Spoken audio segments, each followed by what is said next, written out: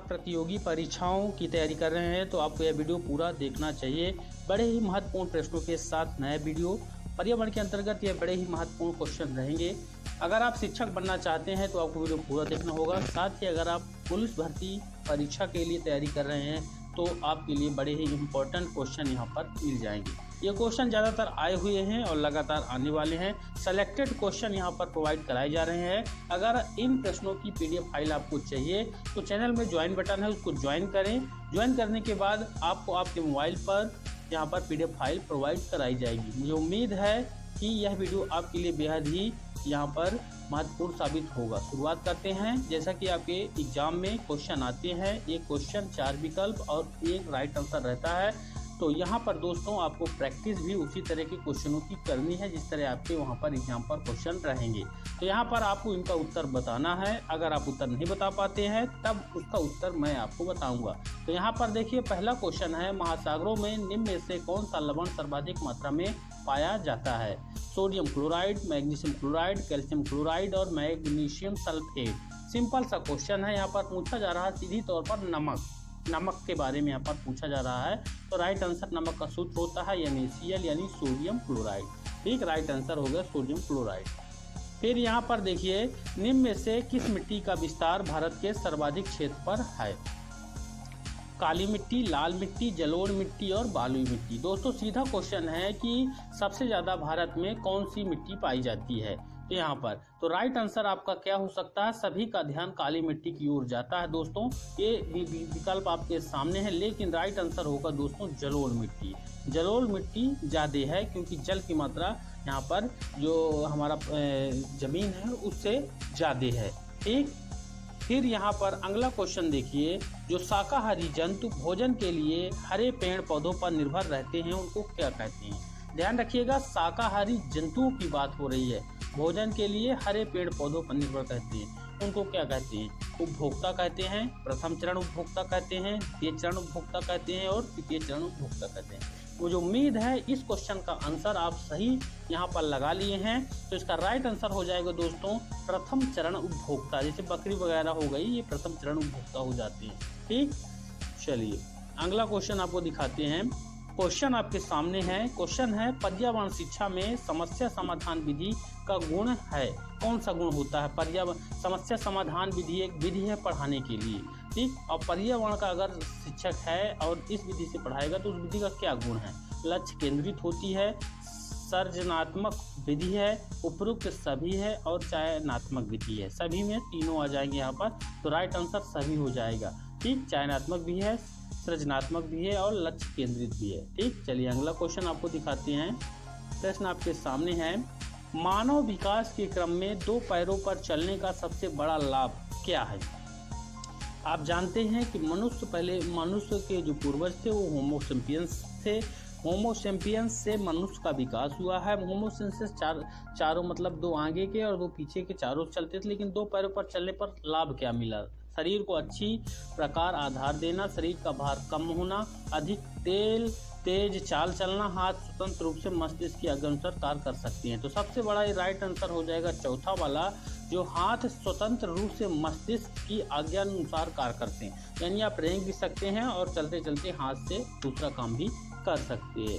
ठीक, यहाँ पर अगला क्वेश्चन आपके सामने है, भूकंप की तीव्रता नापने के यंत्र को क्या कहते हैं? दोस्तों क्वेश्चन बड़ा सरल है, लेकिन क्वेश्चन आपके एग्जाम में पूछा जाता है।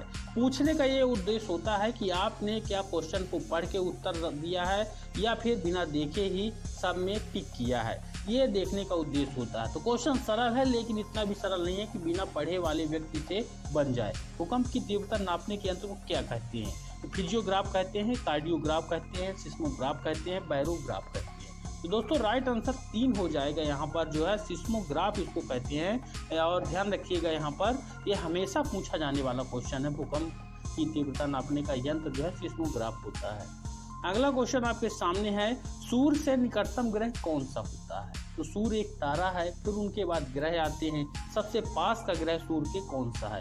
मंगल है, बुध है, शुक्र है, शनि है। कौन सा है यहाँ पर सूर्य के सबसे पास का पूछा जा रहा है दोस्तों? तो इसके लिए जितने भी ग्रह हैं यहाँ पर उनके नाम आपको पता होना चाहिए। ठीक, उसके बाद यहाँ पर जो राइट आंसर हो जाएगा वह बुध हो जाएगा दोस्तों। यहाँ पर राइट आंसर बुध, यानी सूर्य के सबसे पास का ग्रह बुध है। फिर अगला महत्वपूर्ण क्वेश्चन, गिर राष्ट्रीय पार्क किस राज्य में स्थित है? यहाँ पर देख सकते हैं। तो गिर राष्ट्रीय पार्क, गिर, तो यहाँ पर यह शेरों के लिए प्रसिद्ध है दोस्तों, पहला बात हो गया। दूसरा, यह कहाँ पर है? गुजरात में, राजस्थान में, महाराष्ट्र में, मध्य प्रदेश में। तो राइट आंसर आपको बताना है। चलिए मैं इसका राइट आंसर बताता हूँ। ये राइट आंसर यहाँ पर गुजरात में, गिर राष्ट्रीय उद्यान जो है राष्ट्रीय पार्क जो है वह गुजरात में स्थित है।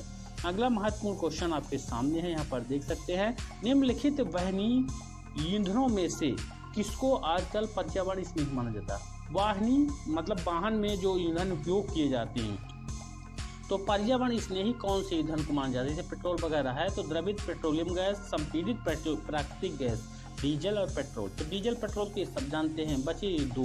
तो डीजल और पेट्रोल से आप जानते हैं प्रदूषण होता है, इनको पर्यावरण स्नेही नहीं मान सकते। दो विकल्प हमारे कट गए और हमारे बचे दो विकल्प। तो इसका राइट आंसर संपीड़ित प्राकृतिक गैस होता है, BOD इसको बोलते हैं। सॉरी, यहाँ पर संपीड़ित प्राकृतिक गैस है, ठीक, बायोकेमिकल गैस होता है इसका। अगला क्वेश्चन यहाँ पर आपके सामने है, चिपको आंदोलन के प्रणेता कौन है? चिपको आंदोलन पर्यावरण को बचाने संबंधी, पेड़ों को बचाने संबंधी आंदोलन हुआ था। तो ये किसने चालू किया था? मदर टेरेसा ने, हेमवती नंदन बहुगुणा ने, सुंदरलाल बहुगुणा ने और महात्मा गांधी। तो दोस्तों यहाँ पर ये जो दो हैं बहुगुणा ने किया था, आप जानते हैं बहुगुणा ने किया, लेकिन यहाँ पर दो आपको डाउट उत्पन्न करने के लिए दिए जाते हैं। तो इसका राइट आंसर फिलहाल यहाँ पर सुंदरलाल बहुगुणा होंगे। ठीक, इन्होंने चिपको आंदोलन को शुरू किया था। फिर अगला महत्वपूर्ण क्वेश्चन है, इंसुलिन की रासायनिक प्रकृति है, यानी इंसुलिन क्या होता है? इंसुलिन विटामिन, वसा, कार्बोहाइड्रेट, प्रोटीन। तो बड़ा ही इंपॉर्टेंट क्वेश्चन है। आपने इंसुलिन के बारे में सब कुछ जानकारी ले ली, लेकिन ये नहीं देखा कि ये है क्या, रासायनिक रूप से यह क्या होता है। विटामिन होता है, वसा होता है, कार्बोहाइड्रेट होता है या प्रोटीन होता है। अब आप फंस गए, डाउट हो गया, अब आपको अंदाजे में लगाना। तो इसका राइट आंसर यहाँ पर हो जाएगा 4 नंबर, प्रोटीन है। इंसुलिन एक प्रोटीन है, ठीक, ये ध्यान रखिएगा। ठीक, फिर अगला है, पौधे में अर्धसूत्री विभाजन होता है। पौधे में अर्धसूत्री विभाजन होता है कहाँ पर? परागकोश में, परागकणों में, तने में और मूल शीर्ष में। तो अर्धसूत्री विभाजन यहाँ पर कहाँ पर होगा? राइट आंसर परागकोश में होगा। ठीक, यहाँ पर ध्यान रखिएगा। चलिए अगला क्वेश्चन आपको बताती हैं। अगला क्वेश्चन है, जैविक समुदाय में प्राथमिक उपभोक्ता है। दोस्तों यहाँ पर ध्यान रखिएगा, जैविक समुदाय, जीवों की यहाँ पर बात हो रही है। प्राथमिक उपभोक्ता तो क्या होता है? मांसाहारी होता है, शाकाहारी होता है, सर्वाहारी होता है, अब घटक होता है। प्राथमिक उपभोक्ता क्या होता है? तो राइट आंसर यहाँ पर शाकाहारी हो जाएगा। प्राथमिक उपभोक्ता होगा जीव, वह शाकाहारी होगा, वह पेड़ पौधों की पत्तियां, हरी घास वगैरह खाएगा, फिर उसको जो है मांसाहारी खाएगा।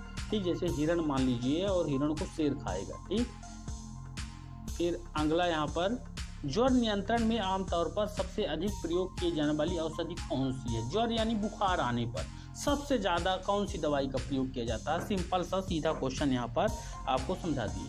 ब्रूफेन, बी कॉम्प्लेक्स, लीप 52 और पैरासीटामोल। तो आप जान ही गए होंगे दोस्तों, अगर आपने स्टडी तैयारी कर रहे हैं तो इस क्वेश्चन का आंसर यहाँ पर सिंपल है। राइट आंसर पैरासीटामोल हो जाएगा। बुखार आने पर, शरीर का ताप बढ़ने पर ये पैरासीटा आप खाइए बिना डॉक्टर की। यहाँ पर कोई भी डॉक्टर लिखेगा तो पैरासीटा ही लिखेगा। ठीक, चलिए अगला क्वेश्चन यहाँ पर आपको दिखाते हैं। दही निर्माण हेतु कौन सी सूक्ष्मजीवी उत्तरदायी होता है? दही निर्माण हेतु कौन सा सूक्ष्मजीवी, यानी दूध से दही बनने में कौन सा सूक्ष्मजीवी का यहाँ पर काम होता है? लैक्टोबैसिलस, स्ट्रेप्टोकोकस, एस्परजिलस और रेट्रोवायरस। यहाँ पर ध्यान रखिएगा। तो कौन सा परजीवी यहाँ पर, सूक्ष्मजीवी यहाँ पर होता है? तो दोस्तों राइट आंसर लैक्टोबैसिलस, ये जो है दूध को दही में जमाता है। लैक्टोबैसिलस नामक सूक्ष्मजीवी जो होता है। ठीक, चलिए अगला महत्वपूर्ण क्वेश्चन आपको बता दें। मानव रुधिर वर्ग की खोज सर्वप्रथम किस वैज्ञानिक की? मानव रुधिर वर्ग की खोज दोस्तों बड़ा ही इंपॉर्टेंट है, यहाँ पर देख लीजिएगा। मानव रुधिर वर्ग की खोज के बारे में पूछा जा रहा है। तो Jennings, Karl Marx, Landsteiner और पैटिनियम मार्ट। रुधिर वर्ग जो होते हैं हमारे ए बी और ओ और ए बी। ठीक, ये हो गया। तो लैंड स्टीनर ने जो है यहाँ पर रुधिर वर्ग का खोज किया है। अगला क्वेश्चन है, प्याज, आलू और अदरक, ये क्या है? प्याज, आलू और अदरक, जड़ हैं, सल्क पत्र हैं, अपस्थानिक जड़ हैं और तना है। ये क्या है? ठीक, तो राइट आंसर ये तने हो जाती हैं दोस्तों। प्याज, आलू और अदरक के तना। फिर एक कोशिकीय सूक्ष्म जीव कौन सा होता है? विषाणु, पैरामीशियम, हाइड्रा और स्पायरोगाइरा। एक कोशिकी की यहाँ पर बात हो रही है। राइट आंसर पैरामीशियम जो हमारा है वो एक कोशिकी है। अगला क्वेश्चन आपके सामने है, निम्न में से कौन सा पादप उत्पाद साबुन का विस्थापन है? रुद्राक्ष, तेंदुआ, रीठा, उपरोक्त सभी। साबुन का विस्थापन है, यानी साबुन का ही काम करता है, ठीक, लेकिन पादप है, पेड़ पौधों से मिलता है। तो यहाँ पर ये आपका हो जाएगा ये दोस्तों, रीठा जो है साबुन का ही काम करता है। ठीक, अगला क्वेश्चन है, बीटी कपास क्या है? एक संकर पौधा है, एक ट्रांसजेनिक पौधा है, एक प्राकृतिक पौधा है, एक औषधि। तो इसके नाम से ही पता चलता है दोस्तों यह ट्रांसजेनिक पौधा, बनाया हुआ पौधा है बीटी कपास।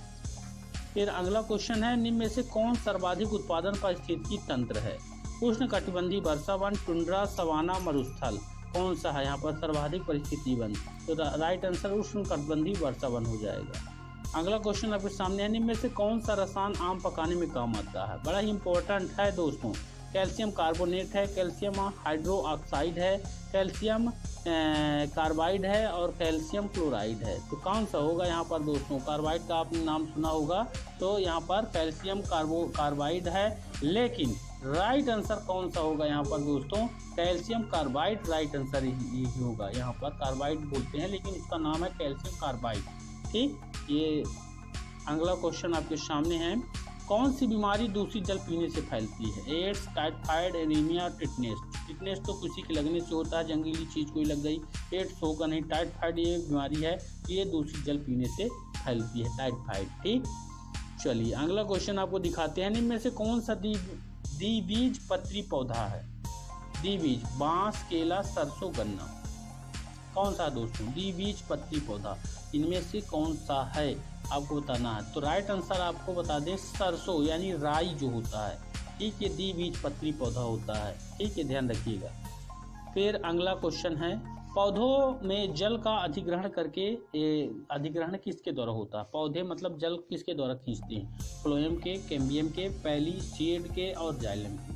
दोस्तों इसका उत्तर आपको बताने से पहले यहाँ पर बता दें कि अगर आप चाहते हैं इन प्रश्नों की आपको जो PDF फाइल है वह मिले, तो दोस्तों चैनल में ज्वाइन बटन है, उसको ज्वाइन करेंगे। ज्वाइन करने के बाद आपको यहाँ पर कम्युनिटी में जाना है। कम्युनिटी में मैं आपके लिए स्पेशल जो हमारे ज्वाइन मेंबर हैं चैनल के, उनके लिए सबके लिए वहाँ पर PDF डालेंगे, जो केवल ज्वाइन मेंबर ही देख सकते हैं PDF फाइल को। तो PDF के लिए ज्वाइन करना पड़ेगा आपको। साथ ही अगर आप चाहते हैं कि इस तरह के आपके प्रश्न और उत्तर मिलते रहें और आपको सफलता मिले आपकी एग्जाम पर, तो चैनल को सब्सक्राइब करें और अगला वीडियो पाने के लिए यहाँ पर घंटी को जरूर दबाएं।